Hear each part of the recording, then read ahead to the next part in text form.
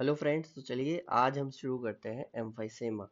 Emphysema भी chronic bronchitis जो COPD होता है उसका क्रॉनिक ब्रोंकाइटिस पहले नंबर पे, दूसरे नंबर पे एम्फाइसेमा आता है।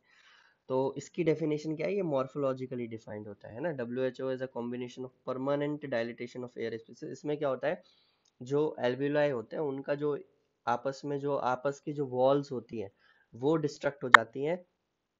एक इलास्टेज नाम के केमिकल की एक्टिविटी बढ़ जाती है और जो उसके ऊपर जो ब्रेक होता है, इलास्टेज जो एंजाइम होता है, न्यूट्रोफिल इलास्टेज होता है, उसको वो जो करता है वो डिग्रेडेशन करवाता है। ठीक है, एल्वियोलर वॉल का डिग्रेडेशन करवाता है। और उस पे नॉर्मली क्या होता है, उस पे एक ब्रेक लगा के लगता है अल्फा वन एंटीट्रिप्सिन। ठीक है, एटीटी, ए बोलते हैं। अल्फा वन एंटीट्रिप्सिन जो है उस पे ब्रेक लगा के लगता है।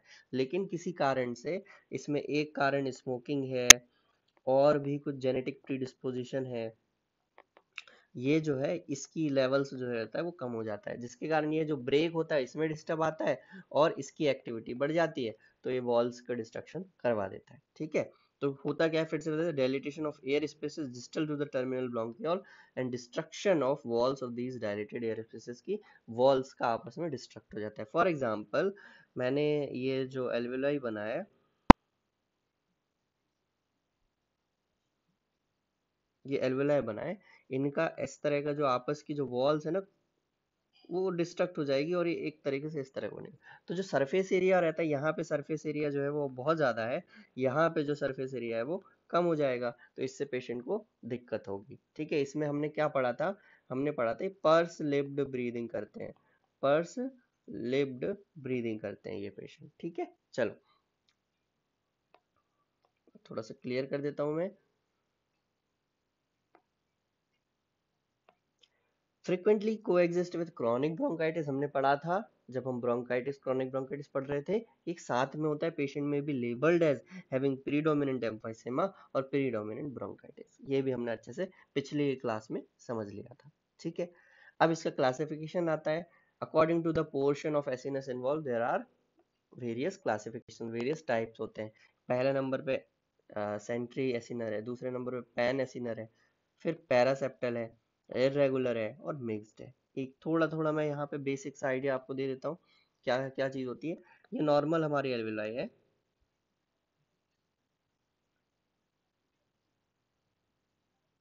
और ब्रांचेस है इस तरह का। ठीक है, ये छोटे छोटे जैसे। अब सेंट्री एसिनस में क्या होगा, ये वाला जो हिस्सा है ना, सेंटर वाला, ये गड़बड़ हो जाएगा। तो अगर मैं इसको मिटा दूं,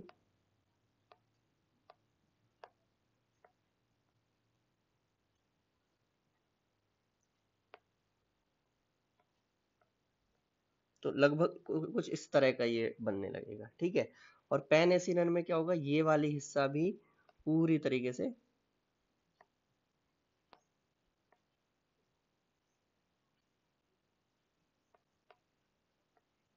तो इस तरह का, इस ये पूरे इस तरह से डिस्टर्ब हो जाएगा। ये हो गया पैन एसिनर वाला। ठीक है, उसके बाद पैरासेप्टल क्या होता है?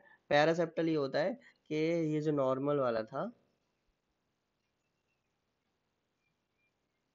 बहुत ज्यादा सरफेस एरिया था, तो पैरासेप्टल में ये जो बाहर वाला पोर्शन होता है ना, इस तरह वाला, एक तरफ वाला, इसका डिस्ट्रक्शन सेंटर वाला बचा हुआ रहेगा। मतलब सेंट्री एसिनर पूरा सेंटर में, उसके बाद पैरासेप्टल बाहर की तरफ, पैन एसिनर पूरा वाला, पैन एसिनर मतलब पूरा वाला, इरेगुलर मतलब बीच बीच में कहीं कहीं कहीं पर गड़बड़ होता रहेगा, तो वो है।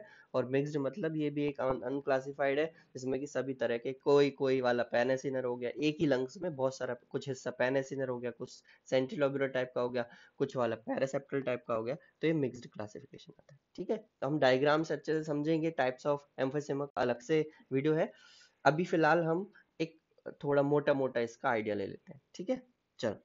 अब ईटोपैथोजेनेसिस क्या होती है? Often coexist with chronic bronchitis. ऐसा क्यों है, क्यों क्रॉनिक ब्रोंकाइटिस के कारण हो रहा है? क्योंकि स्मोकिंग वहां भी एक कॉमन फैक्टर था, स्मोकिंग यहाँ भी एक कॉमन फैक्टर है। Chronic bronchitis but not always. Common aetiological tobacco smoke, बताया मैंने। एयर पॉल्यूटेंट्स, सेम वही पिछली बार वाले इटियोलॉजिकल फैक्टर्स ही आ रहे हैं। ऑक्यूपेशनल एक्सपोजर, इन्फेक्शन है, फेमिलियल एंड जेनेटिक इन्फ्लुएंसेस है। यहाँ पे फेमिलियल और जेनेटिक इन्फ्लुएंसेस का थोड़ा ज्यादा रोल है, वहां पे पुअरली डिफाइंड हमने पढ़ा था। Deficiency of serum alpha 1 antitrypsin AAT is a significant factor in emphysema pathogenesis. Emphysema की पैथोजेनेसिस में अल्फा 1 एंटीट्रिप्सिन का एक सिग्निफिकेंट फैक्टर होता है। इसकी डेफिशिएंसी कंजेनिटल भी हो सकती है, तो भी वो दिक्कत ये हो जाएगी। ठीक है, चल अब एक फ्लो चार्ट समझते हैं। ये आपकी रॉबिन्स का फ्लो चार्ट है और इसको समझने की कोशिश करते हैं। स्मोकिंग और air pollutant plus genetic predisposition, oxidative stress, increased apoptosis and senescence. Oxidative stress कहाँ से आ रहा है? ऑक्सीडेटिव स्ट्रेस आ रहा है स्मोकिंग के कारण। ठीक है, उसके बाद inflammatory cells, release of inflammatory mediators, ये भी स्मोकिंग का एक, स्मोकिंग प्लस एयर पॉल्यूटेंट्स ने इन्फ्लेमेशन करवा दिया कि कोई भी टॉक्सिन अंदर जा रहा है तो जो एल्वुलर मैक्रोफेजेस हैं वो रिएक्शन करेंगे। फिर congenital alpha 1 antitrypsin deficiency, congenital alpha 1 antitrypsin deficiency protease और एंटी प्रोटीएज इम्बैलेंस हो जाता है। ये हम समझेंगे। प्रोटीएज, इलास्टेज जो है एक तरह का प्रोटीएज है। इलास्टेज जो न्यूट्रोफिल इलास्टेज है वो एक तरह का प्रोटीएज है। जब प्रोटीएज बढ़ जाएगा तो एल्वियोलर वॉल डिस्ट्रक्शन होगा। ठीक है, एल्वियोलर वॉल डिस्ट्रक्शन होगा। ठीक है, चलो एक और डायग्राम है हमारे पास। स्मोकिंग जो है, inhibition of alpha 1 antitrypsin by oxidant in smoke, है ना। स्मोक में ऑक्सीडेटिव स्ट्रेस हुआ, रिएक्टिव ऑक्सीजन स्पीसीज निकली और इसने इसको इनहिबिट कर दिया, अल्फा 1 एंटीट्रिप्सिन खत्म हुआ। एंटी प्रोटीएज, जो इलास्टेज जो एंजाइम था उसको जो रोकने वाले थे वो एंटी प्रोटीएज थे, वो कम हो गए, ब्रेक था ये एक तरीका का ब्रेक था।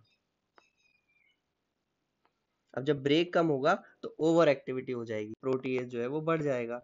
अब इन्फ्लेमेटरी सेल्स रिक्रूटमेंट हुआ, बहुत सारे इन्फ्लेमेटरी सेल्स आए रिएक्शन के कारण, एक्स्ट्रा सेलुलर मैट्रिक्स डिग्रेडेशन हुआ और प्रोटीज जो है वो बढ़ गया। प्रोटीज में कौन है? ये neutrophil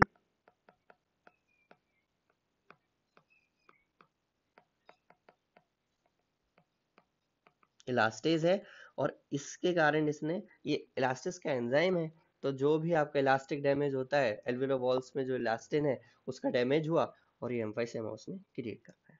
pathogenesis alveolar wall destruction in emphysema by protease anti protease mechanism, है ना। प्रोटीज, ये ध्यान रखना है, एंटी प्रोटीज कम हो गए, जो ब्रेक था वो कम हो गया और जो प्रोटीज था वो बढ़ गया और गड़बड़ हो गया फिर। ठीक है, चलो अब इसकी थ्योरी में किस तरह से पढ़ेंगे या किस तरह से हम लिखेंगे, प्रोटीज एंटी प्रोटीज हाइपोथेसिस। ठीक, ATT also known as alpha 1 protease inhibitor, है ना। protease inhibitor inhibit proteases mainly neutrophil elastase, है ना। mainly जो होता है neutrophil elastase जो है उसको रोकते हैं। ठीक है, a single gene locus codes for ATT located on chromosome number 15, एक सिंगल जीन होता है जो कि क्रोमोसोम नंबर 15 पे प्रेजेंट होता है, ये उसको रोक करके रखता है। Deficiency of ATT results in various alleles including PI, null, PIMZ which affects ATT levels and function। अभी बहुत सारे एलील्स होते हैं, अगर इनकी कुछ भी गड़बड़ हुआ, म्यूटेशन हुआ तो इसकी डेफिशिएंसी हो जाएगी। Decrease ATT activity leads to unopposed action of elastase, elastase अपना बहुत ज्यादा ओवरबर्डन, मतलब अब उसका पावर ओवर पावर कर लेगा वो, causing destruction of alveolar walls, destruction करवा देगा। Smoking exacerbates emphysema by reducing ATT levels and increasing elastrolytic proteases in the lungs, उसकी एक्टिविटी को बढ़ा देते हैं। ठीक है, चलिए यहां तक हम पढ़ते हैं। नेक्स्ट पार्ट में हम पैथोलॉजिक फीचर्स जानेंगे एम्फाइसेमा के। ठीक है, थैंक यू। चैनल को सब्सक्राइब करना। इसके बारे में जो वीडियोस हैं, इसका जो नोट्स है वो आपको लास्ट, जो इस लेक्चर की COPD की लास्ट जो सीरीज रहेगी उसमें मिलेंगे। ठीक है, चलिए थैंक यू सो मच।